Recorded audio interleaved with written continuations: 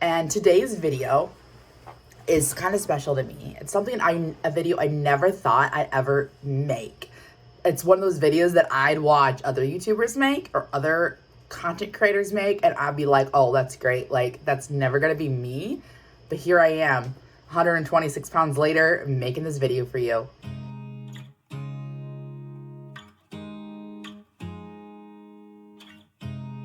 You look at me like I'm crazy when I shut my feelings out. You look at me like I'm different, still you stay cause you feel something real. Get so lost in my moments, doesn't mean I don't need you. I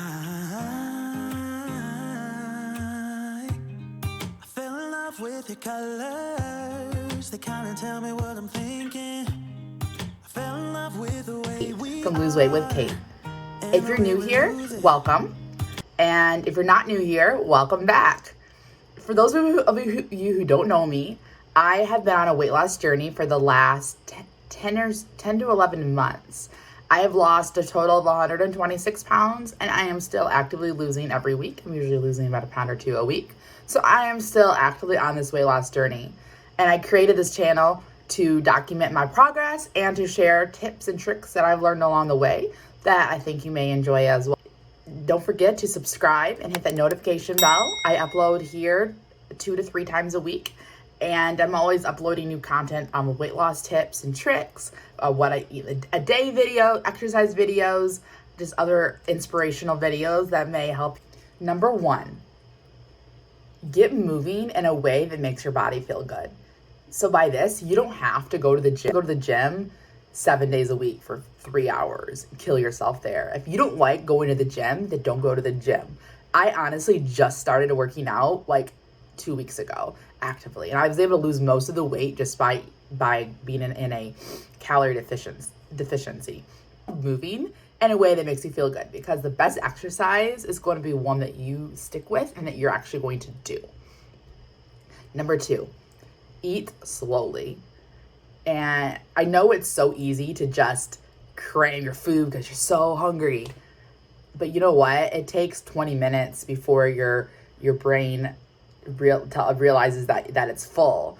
And so if you're eating super fast, a lot of times you're consuming more calories than you actually need to consume. Now, this one is one that you're going to hear a lot. Like every creator who does weight loss videos says this tip, but it is so important. I'm going to say it again. Get enough sleep. Don't underestimate the value of a good night's sleep. It is so important. And I know that I am a little bit of a hypocrite because I don't always get enough sleep. I'm often up late editing videos or doing something else that's probably not productive, because during the day I'm busy with a 2-year-old and I just want to get stuff done. But I really have tried to make an effort to go to bed a little earlier, because I have to wake up a little earlier, and I always try to make sure I get at least 8 hours of sleep. Number 4, and again, this is another controversial one, but hear me out for a minute. Don't cut out any food groups or food completely. And of course, there's a caveat here. I'm sure there's some vegan and vegetarians on this channel. You do you, and honestly, I really do enjoy making a lot of vegetarian meals because I really enjoy eating more plant-based. And that if that's you, then this is not directed at you. And if you're doing keto and you cut out a lot of carbs and you are thriving with keto or something along those lines, or paleo, then by all means do you. But for the most people, cutting out an entire food group, it just is not sustainable for the long term. I've tried cutting out carbs. I've tried saying, no, I'm never gonna have any sugar or processed foods again. And honestly, that just makes me want that food more and makes me want to binge when I do get it. Number 5, don't keep sugar foods in the house. And if they are in the house, keep them in an out of easy reach or access place. Everybody has their own sugar foods. Some people it's, chocolate, candy, sweets. For me, it's pretzels, chips, those savory, salty things. So what I do is I try my best not to keep them in the house, because I know I don't really have self-control when it comes to those foods. And if my husband wants something like that, a lot of times I'll ask him to just keep it in his office so I don't have to see it. And then if I end up, sometimes I'll make like a recipe, like Sometimes we'll have like Taco Tuesday or something, and I'll want some tortilla chips or something in the house for dinner. And so I'll just put it on the top shelf. So when I'm hungry and 10 o'clock at night, I'm opening the shelves looking for something to eat. It's not the first thing I see. Number 6, always portion out a snack. This comes back to number 5, where you want to keep those sugar foods out of reach. But if you'll say you do want a bowl of chips, remember, don't cut out food groups completely. Just portion it out. Measure out 1 serving, put it in the bowl, put the bag back away, then go and eat your snack. That way you know exactly how much you're eating, and you're not just mindlessly munching on the entire bag. Most of the time, that small serving will satisfy that craving before you even realize it, and then you're not blowing 800 calories on a big bag of Pringles. Number 7, treat each snack as you would a meal. And honestly, I don't do this all the time. I'm not perfect with it, but something that I really try to do is put it on a plate and set it at the table and eat it. And so I'm more mindful of what I'm eating for when I want a snack, because there's a couple things with that. One, I'll say this a lot, but I'm kind of lazy. And if I know that I have to get a plate out, portion it out, sit down to eat it, and I know the work that goes involved into it, it'll make me reevaluate my hunger and like, am I really hungry, or am I just like bored or, emotional eating? Because if I'm truly hungry, yeah, I will go and make myself that snack. But if I'm not really hungry, I'm like, do I really want to go through all the effort? And a second part is that it comes back to the mindfulness. And if you're sitting down to eat, you're more likely to be in tune with your body and your hunger cues and to not overeat. So this is a good tip if you're able to do it. It really does help with not overeating. Avoid distractions when you eat. And again, a lot of these I'm kind of hypocritical about because I don't do it all the time. But just try to avoid, eating in front of the TV. And again, life happens, right? And I'm no different. If I want some popcorn and we're watching a movie at night, I'll just portion out 1 serving of popcorn, put it in a bowl, and then do that. But for the most part, I really try to avoid distractions when I'm eating because it keeps me more mindful and it's less likely for me to overeat. Number 9, protein and fat are your friends. They help you feel satiated. And I'll do an entire video on weight loss misconceptions, but one of them is that fat makes you fat. And that is farthest from the truth. So there are good fats and there are bad fats. And I will also do a whole video on this as well. But what you want is those good fats. Those good fats are going to keep you satiated, like avocado, olives, fatty fish, extra virgin olive oil, a little bit of butter. Those things are going to keep you full longer because it's hard to be in a calorie deficit if you are starving all the time. And protein is really good because it helps you build muscle. Protein is slower to digest, and so it's going to keep you full longer. And number 10, learn to read ingredient labels. So this is something like, honestly, until I started losing weight, I had no idea how they add sugar to like pasta sauce, because like you don't need pasta sauce to be sweet. Spaghetti sauce, like I like to use I always check the ingredient labels just to make sure there's no added sugar. Just learn to read the ingredient labels and know what you're putting into your body. And if you want a sugary laden treat, then by all means do it. But just be aware of those sneaky ingredients they add. And marketing people, they always like hide sugar and random stuff. And they also try to disguise the name of it. High fructose corn syrup is another one that you're going to want to look out for. I really try to avoid that completely, except very rare treats in our diets, high fructose corn syrup, added sugars, things like that. But learn to read the ingredient labels and know what is in your foods. Number 11, use smaller plates. A lot of times with dinner, I will put my food on a salad plate. And because I know that if I have a big old dinner plate, I'm going to want to fill it up with food, right? And so what I do is I get a smaller plate and I fill that up. Because in my mind, I'm like, ooh, look at all this food I'm getting. But in reality, I'm only getting a small portion of that food. And then I eat that and I'm like, oh, I'm full. Wow, I ate a lot of food. But in reality, I didn't. I tricked my mind in it, right? All right, number 12. Eat whole foods as often as possible. By whole foods, I mean foods like your beef, the fruits, your vegetables, your legumes, your beans, your rice, things that are, if you look at the ingredient list, it literally has like one ingredient because it's a whole food. It hasn't gone through processing by the state. But I really try just try to eat as whole as possible, because if you eat whole foods, it's a lot easier to stay in a calorie deficiency because whole foods tend to be less caloric, and they also tend to keep you satiated as longer because they're more nutrient dense. So just be aware of the processing that goes involved with the food, and the more processed it is, the less nutritious it often is. And then that's going to make you hungry more. It's going to spike your insulin levels. It make you more ravenous. So keep that in mind when you're eating. But it's very few people have gotten overweight by eating fruits and vegetables and whole grains and rice and legumes and beans. So don't be afraid to don't shy away from those basics. Number 13.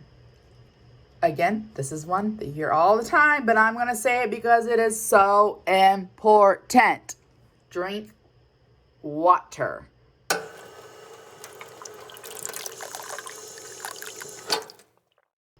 Water for hydration. Water is so important, and so many people are dehydrated. And like, honestly, I'm no different. Like, I just now getting better at drinking water, and I would show you my water cup, but it's actually out in my car because I was out working last night and I left my water in the car. So right now I'm drinking Gatorade Zero, which is like my second choice, but next to water. But be aware of the calories in your drinks. And if you do want a caloric beverage, just be mindful of the calories in it and track it like you would any other special treat. But water is so important. And honestly, like, I'm not going to tell you exactly how much water to drink because there's so many people who tell you, drink half your body weight, ounces, things like that. What I'll tell you is just pay attention to your thirst. If you're starting to get thirsty, if you're fatigued, just listen to your body. And I try my best to drink about 100 ounces a day. That's just like what I try to do. But you do you. Pay attention to your body and your cues though to see if you're thirsty, because most of the time you are. If you feel thirsty, then most of the time you are dehydrated or starting to get dehydrated. And it's important because a lot of times people mistake being thirsty for being hungry. And so if you drink a glass of water when you start feeling hungry, and you may realize, oh, maybe I was just thirsty and not hungry. But if you fail to plan, you better plan to fail. Did I say that right? I think I did. I meal plan a month in advance. You don't have to do this, but I'm, again, lazy. And I like to do things. Yeah, I don't have to do it a million times. So this is what I do every month. This is for June. I print out the calendar for the month, and I laminate it. You don't have to do this. I just love laminating things. I laminate everything I possibly can because I like laminating. I'm weird. And I will go through and I will meal plan for the entire month. And I will make sure I factor in eating leftovers. And like once a week, I won't plan something because a lot of times we end up eating out like once a week or so for like one meal a week. And then I just plan that out, or days that we're not going to be home. Like I had my son's birthday party this past month, and we were away on a trip this past month. And so I just kind of factor that in. But I do this, and then once a month I go to the grocery shopping and I will buy all the non-perishables. And then every week or so, once a week or so, I'll go to the store and get like the produce for the week that we're going to plan eating. And then throughout, and then meal prepping is, I really need to get better at meal prepping. I like to prep is like taco meat. If I plan on like making tacos throughout the week, I'll just meal prep that because it's super fast. Or I'll chop up some vegetables in advance. I'll grill some chicken on the weekends just so I have that throughout the week. Meal plan and meal prep. Then you have a plan, you know what you're going to eat, and it's so easier to stick your eating plan if you have a plan and you know exactly what you're going to eat. It's a lot less likely to stray from that. Number 15, alcohol. Let's talk about alcohol, people. Be aware of the calories in your alcohol. And if you can cut back to, low calorie beer or, a red wine versus those, fruity 300 calorie drinks that are delicious, but are super sugar and calorie. Be aware of those calories and those alcohols because they add up, that you don't feel satiated, and then when you drink, you're more likely to want to eat. Just be aware of that alcohol content. Number 16, have a couple of go-to meals for breakfast, lunches, and dinners. So I talked about how I meal plan for the month. A lot of times I rotate meals that are easy to do, easy to rotate through. I always have a couple of quick, easy things in the freezer. If like I'm like, you know what, I don't feel like having whatever is on the menu tonight, I'm gonna whip up this. But it's something that's quick and easy. In those nights where you're out late and you don't feel like cooking, you want something that you can whip up in like 10 minutes or less, and have a couple of those go-to meals, and then keep those ingredients in the house at all times. You'll be less likely to want to order a pizza or something else. So your waistline and your wallet will thank you for doing this. Number 17, when you go out to eat, look at the menu before you go in advance and decide what you're going to get. And then also, I've just learned this tip. Be the first one to order. The first, you're less likely to be influenced by other people's meal choices. Almost every restaurant has a website with their menu on it, especially, COVID era where people are ordering online. And look at what you want to have in advance. Figure it out because you're less likely to just feel rushed. And then get to that restaurant, be that first one to order, and you are less likely to be influenced by other people's decisions on what they're eating, and you're less likely to choose something unhealthy because you don't feel as rushed. 18, always keep a couple of healthy snacks options on hand, and I mean in your house and like in your purse or your bag or whatever it is that you're carrying, because nothing is worse when you're stuck by that 3 p.m. hangriness and you have nothing quick to grab, so you just reach for a handful of chips. I always like to try to keep some hard-boiled eggs on hand, some string cheese, a couple of healthy protein bars, and again, I will make another video on protein bars and things like that because not all bars are created equal, and I will explain that in another upcoming video. But always keep healthy snacks on hand. Number 19, incorporate movement in your daily life. So you don't even have to go to the gym every day, but stuff like taking the stairs, parking further away, walking instead of driving if the location you're going to is only like a mile or two away. And if the weather is nice outside, just add a little bit of movement here and there. It really adds up. And this isn't really a tip on here, but something I also recommend is getting some sort of fitness tracker. This is an Apple Watch, but a Fitbit is just fine. Something that can track your steps, because I noticed that if I could track my steps, I'm more likely to move more and to try to get to that 10,000 steps a day. Number 20, focus on healthy choices versus weight loss. So overall, most of us on this channel want to lose weight, but something I've learned over this journey is to focus more on healthy choices. You're going to want, because over the long run, if you're making healthier options, you're moving your body a little bit more, you're eating a little healthier, you're fueling your body with the correct foods, the weight loss is going to come naturally. Choices, that weight loss is going to come naturally to you. I promise. Number 21, keep a food diary. So this is one that I don't do all the time. Once in a while I will, but when you're first getting started, I highly recommend it because so many people are like, oh, I'm not eating that much. You're like, I don't know why I'm not losing weight. I am not eating that much. But then you write down, you're like, oh, I forgot I had a handful of Cheez-Its here. I had a handful of Doritos here.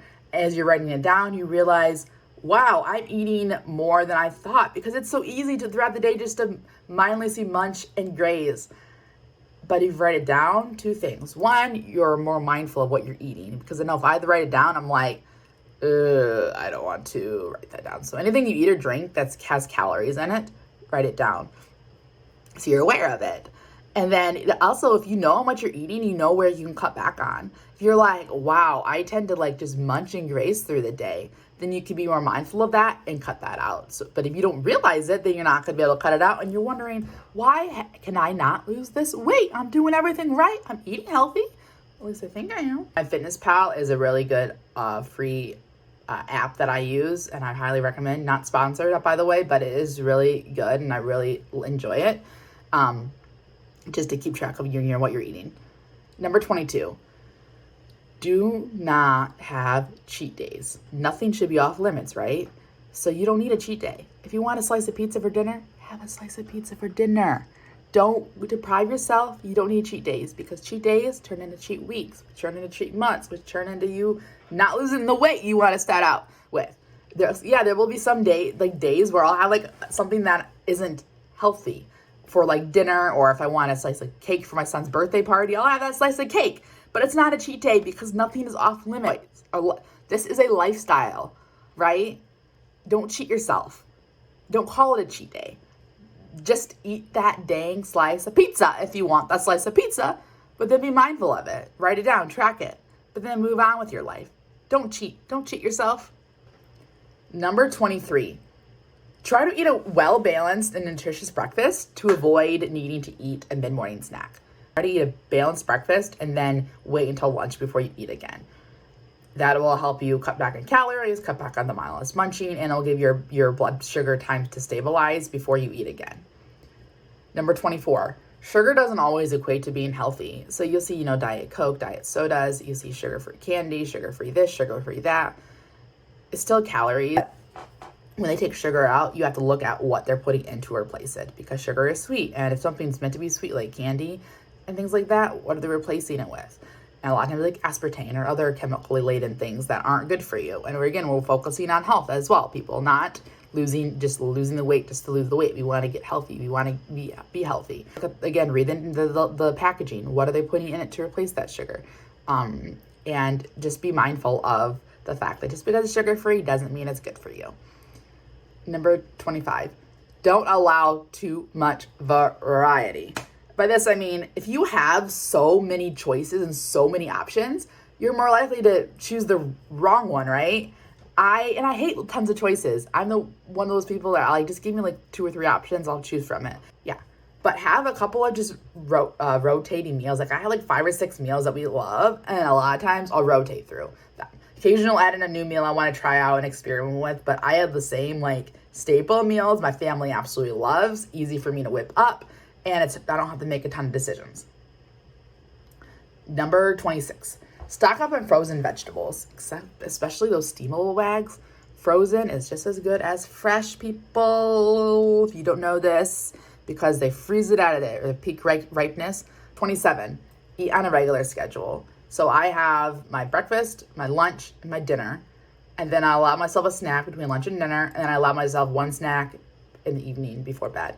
And then knowing the next time I'm able to eat actually makes me less likely to indulge or like grab a snack, because I know my mind knows when the next time I'm going to be eating is. And so that keeps me on track with my plan.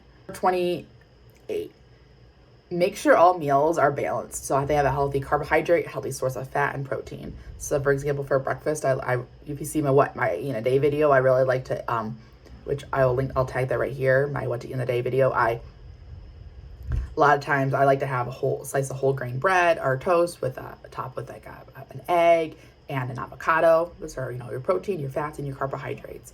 Because the carbohydrates are going to give you energy, the fat is going to keep you satiated, and the protein is going to also keep you satiated and help you build that muscle. 29, pair each snack with a protein source. So if you have an apple, try to maybe have a side of peanut butter with it, because a straight carbohydrate is not going to keep you full very long. You're going to be hungry a little bit later. So if you add a little bit of protein with that snack, it's going to keep you full longer. And number 30, find your why and write it down. And this why has to stem before just like looking hot for summer. Find your why that really resonates with you. And everybody's going to have a different reason why you want to lose weight, why you want to get healthy. For me, it's I want to be a better mom for my son and a better wife for my husband. I want to be around for a long time. Find your why, write it down, or refer to it regularly, especially when you start feeling discouraged and feel like giving up and feel like quitting. Number 31, set realistic goals. So when I work with people, my students especially, we follow SMART, SMART. S stands for specific, M measurable, A attainable, R realistic, T timely. So you want a specific goal. So not just I want to exercise more, I want to eat healthy. Those are a good reach. Like what does more look like? What does healthier look like? Something like I want to go to the gym 3 days a week for 30 minutes at a time. That is specific. And you want something that's realistic and attainable. So want it to be timely, where you want to have a time frame to reach this goal. So you have something to work toward. I usually will give myself like 1 month, like, okay, over this next month, I want to do X, Y, and Z. And I want to see this kind of progress. And then you want to find a way to measure it. How are you going to be able to measure your progress? Is it, the scale? Is it measurements? Is it lifting heavier weights? Find what works for you, but make sure you set goals, but that they follow the SMART format, and they're SMART goals. So that's number 32. Before you eat, just check in with yourself. Like, how hungry am I? Check in with yourself, and throughout, as you're eating, every few bites, just ask yourself, how hungry am I? And 33, take measurements. This is so important, guys. This is so important. Something I am so glad that I did when I started. I'm so glad I did this, is take measurements, because there are going to be days where the scale is not going to move. Not even days, weeks, months, where the scale is not going to budge, and it's going to be so frustrating. But if you take measurements, you'll see that change. You'll feel that change, because I've lost 14 inches in my waist, I think. I started at 44 inches waist circumference and down to a 30-inch waist circumference. I mean, I've lost so much weight, and I'll do another video completely on like not just my scale change, but my body composition change, because it is amazing, and things I wouldn't even have realized if I didn't take measurements. I don't see a difference, but then I look at the measurements and I'm like, holy smokes, really? That was me? Yeah. Take measurement. Number 34, weigh yourself often, but not too often. For me, I honestly weigh myself daily, only because that keeps me on track. And for many people, that works great. And if that is something that doesn't work for you, then by all means, weigh yourself once a week, once a month. You have to be in the right headspace. And it took me so long to get in that right headspace. But now I understand, like, if I gain half a pound, like this past week, I gained like 0.8 of a pound. For reasons I don't know, because a scale is one tool, right? So it's not the entire story, but it is one picture of your progress. And so you want to be accountable to yourself. And so just make sure. And something I actually recommend is a scale. It's a SMART scale, and it actually keeps your track of your body composition. So your visceral fat, your subcutaneous fat, your BMI, your body fat percentage be going down. So I will link to the scale I have in the comments below as well, because it is, it's fantastic, and I absolutely love it. Number 35, try to do some form of resistance training 2 to 3 days a week. So even if you want to go to the gym, but just do some sort of resistance training to build those muscles. I train personally like 3 days a week. I do different exercises, and I'll do another video on the exercises that I do, but to help me gain that muscle. But I recommend just doing something, finding that you love, reduce some form of resistance training. Weight loss plateaus will happen, and don't give up when they do. And I've said this a few times before, you will hit a weight loss plateau. In the beginning, you're going to lose weight super fast. Like when I was starting out, I was losing 5 to 6 pounds a week. And eventually, you're going to plateau. You're going to go slow. And you just have to push through and don't give up. Prepare for them, that they will happen, and then go back to those measurements and that body composition. 37, eat a small snack before going grocery shopping if you're hungry.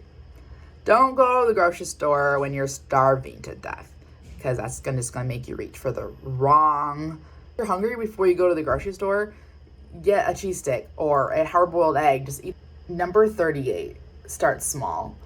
And I'm gonna do a whole video again on some mistakes I've made in the past when I try to lose weight and why they didn't work. But a huge one is to start small, start slowly. Like, start with small, healthy choices that's a consistent sustain you. If you're used to having like 5 cans of Coke a day, instead of 5, maybe cut it down to 3, then 1, then 1 every other day. Just slowly wean yourself back if you feel cutting it out completely is going to be too much too soon for you. 39, bring your own lunch to work. Save your wallet and your waistline. Pack your own lunch. I often liked it when I was working. I often like to pack like leftovers from the night before, and I'll do another video on some healthy lunch ideas to take to work with you. But just bring your own lunch. It's usually a lot healthier for you, and way cheaper. 40. This is one that I actually just started doing. But wear jeans or slightly fitted clothes at least once a week, especially when eating out. So if I gained like 60 to 65 pounds when I was pregnant with my son. And a lot of that, I had no idea how much weight I was gaining for a couple of reasons. One, because my midwife like never weighed me. I don't know why, until like the very, very end. So I had no idea how much weight I was gaining. Number two, I wore like leggings or maternity jeans with like those big stretchy waistbands like every day of my life. And so they're a little bit more forgiving for weight gain than, some tighter fitting jeans.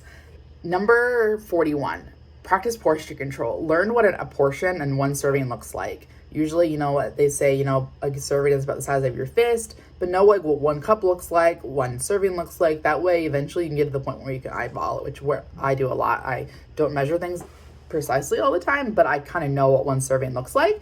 And that will save you time in the long run, and it will help you when you don't have, a scale handy or a measuring cup handy or something like that. You'll be able to kind of gauge like what one portion and one serving for you should look like. 42. Eat vegetarian at least one day a week. So you always hear about Meatless Monday, and it's not just a cute alliteration. It actually has some benefits to eating plant-based. And they're a lot usually more nutritious and less calorie dense. So I really recommend, trying to find one day a week where you just eat plant-based and incorporate more vegetarian dishes into your diet. 43. And this is actually really similar to the one I just a minute ago about start small, but don't do too much too soon.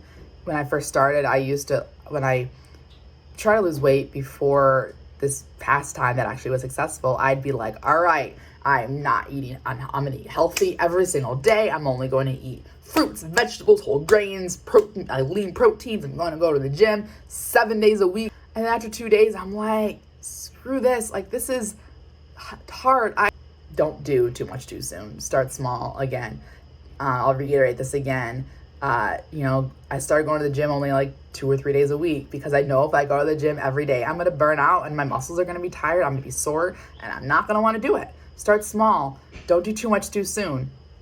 You have your entire life to get healthy. This is a lifestyle change. 34. This is one that's just as important as the measurements, but take progress photos.